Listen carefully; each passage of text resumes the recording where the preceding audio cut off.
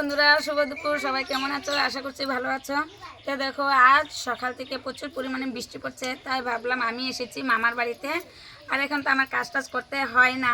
আমার এই যে মামার তো বোন আছে একটা, এই যে আর একটা, আমার কোনো কাজ করতে হয় না, আমরা ঘুরতে এসেছি। তাই ভাবলাম মামা গেছে মাছ মারতে। আর দেখো কত সুন্দর মাছগুলা এনেছে, কত ধরনের, মানে তোমরা জানোই গ্রামে অনেক ধরনের মাছ মারলে মানে অনেক ধরনের মাছ পাওয়া যায়। এই দেখো, এটা কি মাছ তোমরা বলো তো? এই দেখো, আমরা এটাকে কি বলি? ফুটকা। এই যে এটা আরো ফুলবো, দেখেছো?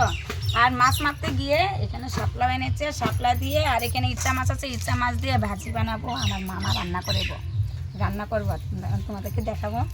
আর শাপলা দিয়ে, ইচ্ছা মাছ দিয়ে ভাজি বানাবে। আর এটা হলো কি কি বানাবে আমি জানি না, তারা রান্না করবে। আমি শুধু ভিডিও বানিয়ে এসেছি, স্নান টান করি নেই। ভাবলাম আগে মাছগুলো কেটে তারপর আমি স্নান টান করে আসবো।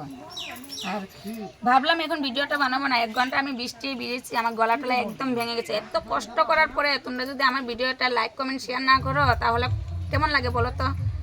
মানুষে এত নোংরা ভিডিও বানিয়ে মানে আপলোড করে, কিন্তু তারা ভাইরাল হয়ে যায়। রান্না এত সুন্দর সুন্দর ভালো ভিডিও বানায়, আমাদের পাশে কেউ থাকে না। আর তাই আমি ভাবলাম এখন দেখি আমার পাশে কে আছে। আমার না অনেক মানে ফেমাস, তোমরা কেউ আমাকে ফেমাস বানাচ্ছ না, আমাকে খুব হিংসে করো, তাই না বন্ধুরা? কিন্তু দেখি কয়জন আছো আমার পাশে থাকো।